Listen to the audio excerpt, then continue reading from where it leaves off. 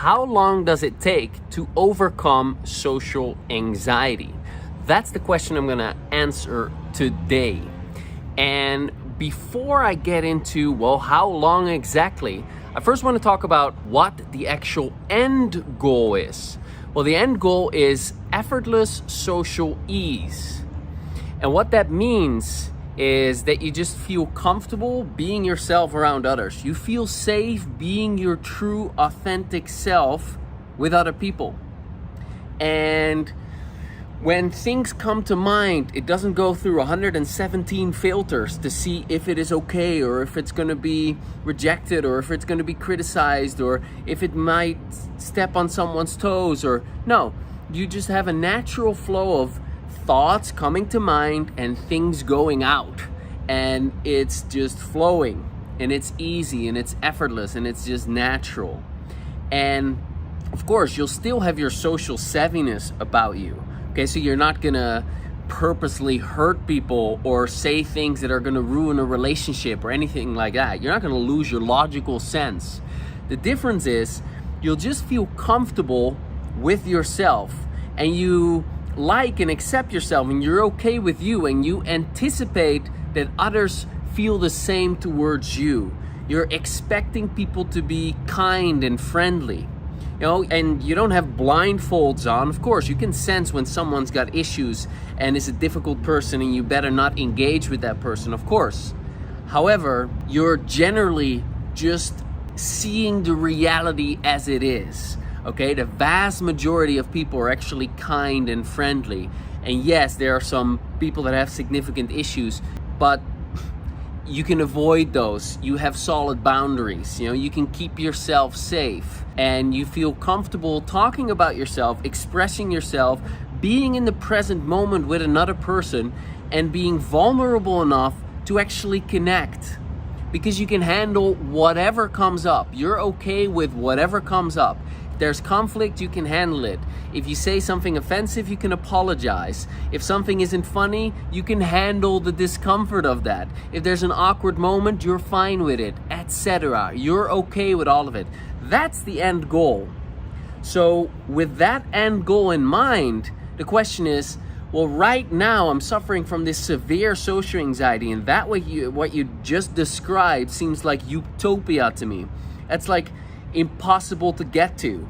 That doesn't seem like it's me. I'm used to having social anxiety. I've had it for decades. This is the problem that I'm familiar with. This is part of my identity. How am I gonna get to that place? Well, it's gonna take time, effort, energy, learning about tapping, learning about the psychology of change, learning about why you're dealing with what you're dealing with, and then one, coping with the problem that you're dealing with, and two, releasing the problem that you're dealing with. So the reality of the situation is that the social anxiety is not gonna go away overnight. Even if you have a tool as powerful as tapping, okay, it's still not gonna go away overnight. Why not? Well, because you have been suffering for a long time and you are having all sorts of feelings and emotions about the problem.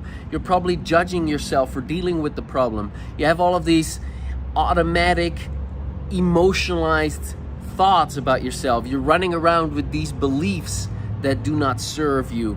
You're having these social fears. There's resistance to letting go of the problem. So there's just a fair bit of complexity to the issue. However, the issue can be broken down into small bite-sized pieces. And when you start addressing these small bite-sized pieces, then you begin making progress. And like I said, there's coping and then there is releasing. Well, in the beginning, when you just start out and you're just learning about tapping, you're just learning about why you're dealing with what you're dealing with, you're learning about the psychology of change, your first focus is to start to cope better. And what does that mean? That means suffering less. So that means working on understanding of why you're dealing with social anxiety, recognizing it has to do with trauma, not necessarily trauma that you're thinking of when you hear the word trauma, like war, rape, torture, and that kind of stuff. No, more subtle trauma, developmental trauma, or social trauma, okay?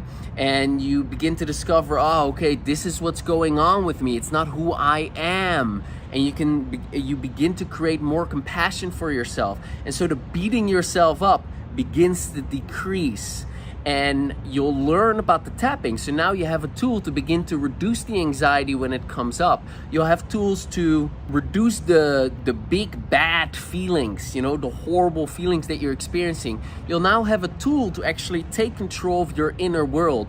You're becoming more and more aware of what the actual problem is, and you can distance yourself from it. You no longer see yourself as the problem, but you recognize this is a problem that I'm having, that I'm dealing with, that I can do something about. So slowly but surely, you'll begin to feel a bit more empowered.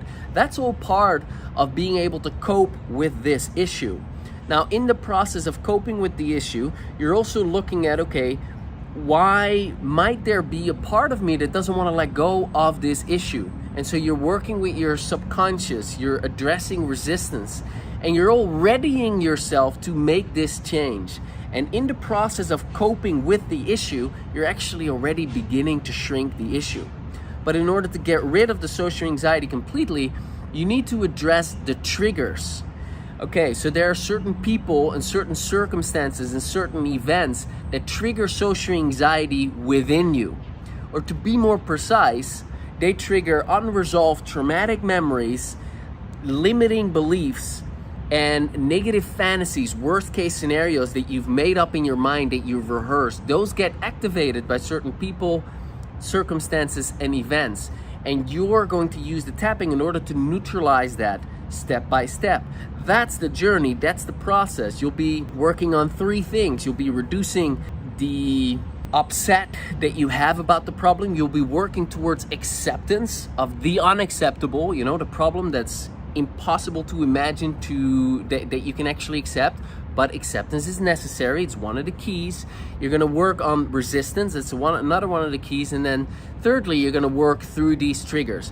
Now that process is a journey. It's a journey to go from social anxiety all the way to effortless social ease, all the way to social confidence. It's a journey to social confidence. And when you start doing that, as you're coping, you begin neutralizing the problem. That happens progressively. So it's not going to happen overnight. But the question is, how long is it going to take? Well, it depends, because every person is unique and every situation is unique. I've been coaching for 13 years, and I have video testimonials on my YouTube channel, and one of them, his name is Tavan. He overcame his he overcame his 5-year-long social anxiety issue, which was very severe, within 3 coaching sessions of 90 minutes each. That's very fast. That's not the norm. I also worked with someone, and she took 26 sessions over a period of 1.5 years. And I've worked with people longer than that, and I've also worked with 1 or 2 people faster than Tavan. Okay, but typically it is a problem that you get relief on quite quickly with the tapping. All right, so you can get relief in a single tap along, and I have a bunch of them on my YouTube channel. When you tap along with them, you notice relief. Things are shifting and changing in your body, but that doesn't mean that the problem is gone. You know, you're just addressing a tiny little bit of it. But when you use the tapping and you tap on the right targets, and you do that on a daily basis, it is common to experience a reduction in your social anxiety within under a month. And with persistence, you can get rid of the problem completely. Okay, so it is helpful to understand the 4 ways that you can make progress. Okay, so first way to make progress is the frequency of the anxiety is going to decrease. So if you normally get triggered 23 times a week and you work through certain triggers, now you only get triggered in 17 situations or with 17 kind of people, circumstances, or events. Well, versus the 23 a week, that's a massive improvement. Okay, now you experience the problem less. then the second thing that you're going to notice is the duration of the anxiety is going to be shorter. As you're coming to terms with the issue, you're not beating yourself up about it anymore, and anxiety is no longer triggering a stronger fight, flight, freeze response, launching you into a panic state. The anxiety will go away faster and faster. So for example, instead of going to a social gathering or being in a meeting and being super anxious start to finish, for 3 hours in a row, you might be anxious at the start of it, but then it starts to decrease and within 20 minutes it's gone. That is also a way to measure your progress. And then the third way is simply the intensity. If you are 10 out of 10 anxiety, you have a full-blown anxiety attack, you can't function. 0, you're calm and chill and natural and at ease. Well, if you experience anxiety around a particular person at 8 out of 10, man, it's all over the place. You can't function, your heart's racing, you can't listen to people, words don't leave your mouth, you have this lump in your throat, you're sweating, it's a mess. If you get that 8 to a 5, now you're still uncomfortable, you're still anxious, but it's a lot better. You can actually get a few words out and you can function a lot better. Okay, so those 3, frequency, intensity, and duration, are the first 3 ways that you're noticing that the problem is decreasing, that it's getting smaller. Because a lot of people make the mistake of thinking, oh, this is my social anxiety problem, this is social confidence, and how do I get the social confidence? Yeah, I get it, but it's not going to happen in one go. It's going to be progressively. Less intensity, less frequency, less duration, less. Okay, and so that's what you're after. But there's a fourth thing that will happen, and that is your level of social ease and authenticity begins to increase, because social anxiety is a symptom of a deeper underlying issue. Social anxiety actually isn't the real issue. The real issue is that your brain is perceiving threats socially, and it's alarming you. Careful, danger. You might get rejected here, you might get ridiculed here, you might be put down. And this situation is just like how it was with your dad or with your mom or during this time that you got bullied. So your brain has learned through traumatic experiences what is painful, what you need to fear and what you need to avoid. And then when it sees these potential threat, it alarms you about it. And that's the anxiety. But the real problem is that your brain is perceiving that threat and activating the fight, flight, freeze response, which leads to social anxiety symptoms. If the fight, flight, freeze response does not get activated because your brain is not perceiving a threat, your system won't put you in survival mode. So the trick is to get rid of that perception of threat. Well, that perception of threat, like I said earlier, is the result of traumatic experiences. Now, those traumatic experiences didn't just cause the perception of threat. You also had such a painful experience that it lowered your self-esteem, that it lowered your level of self-acceptance.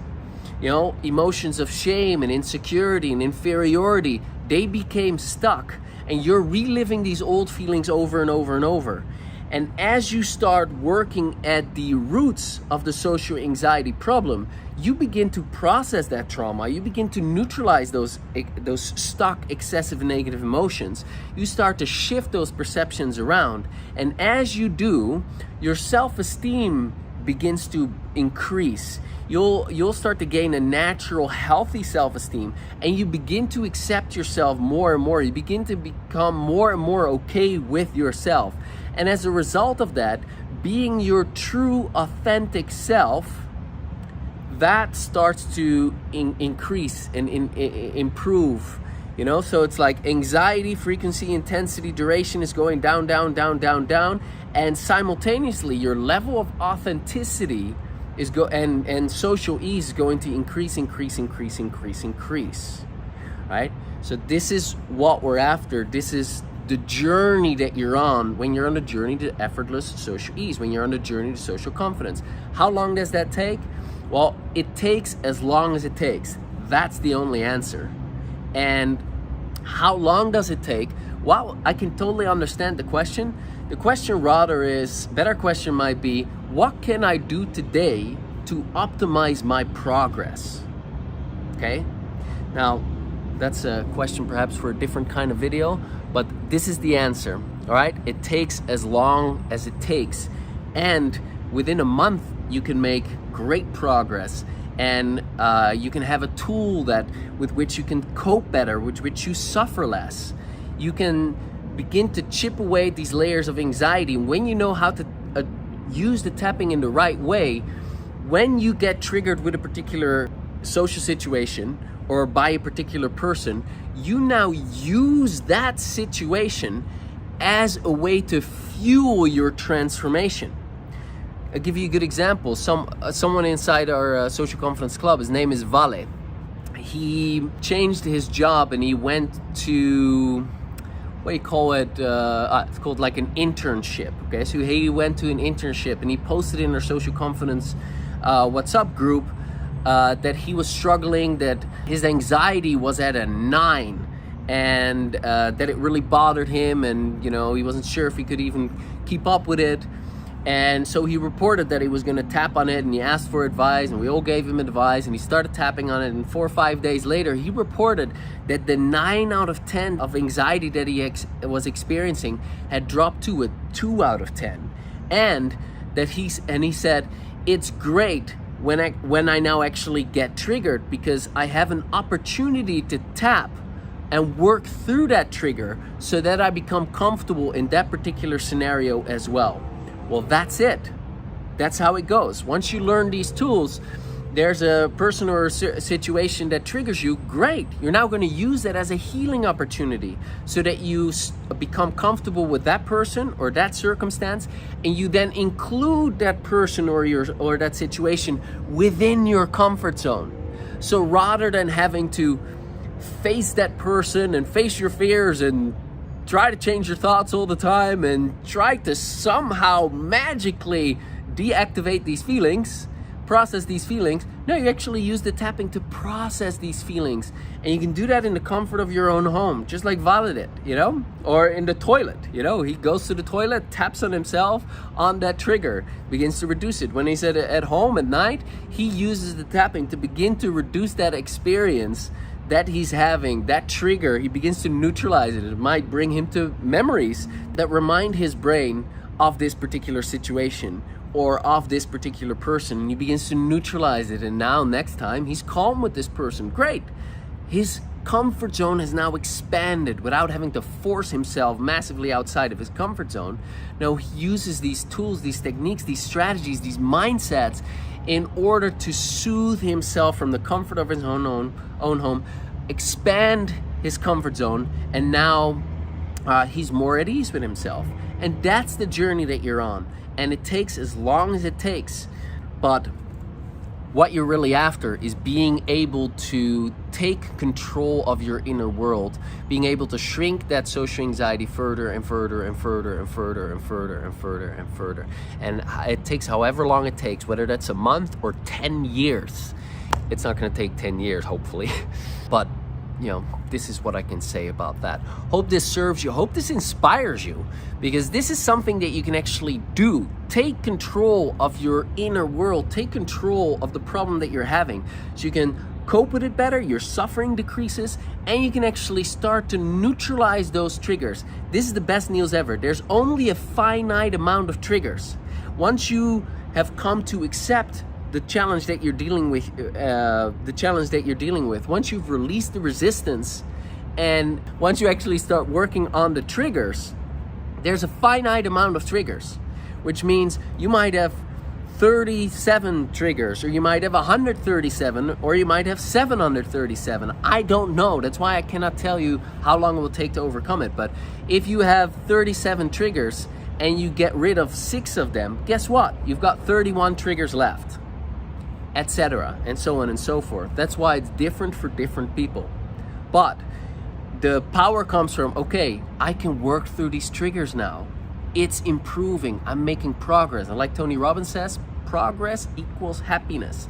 Instead of being hopeless, I can't do anything about this, I'm a tough case, my brain is broken, there's something wrong with me. No, you are actually making progress. You've got the techniques, strategies, and mindset to actually do something about this. So, very passionate today. I hope this inspires you. Great question. This is Sebastiaan from socialanxietysolutions.com. I wish you a great week and all the best. Bye for now.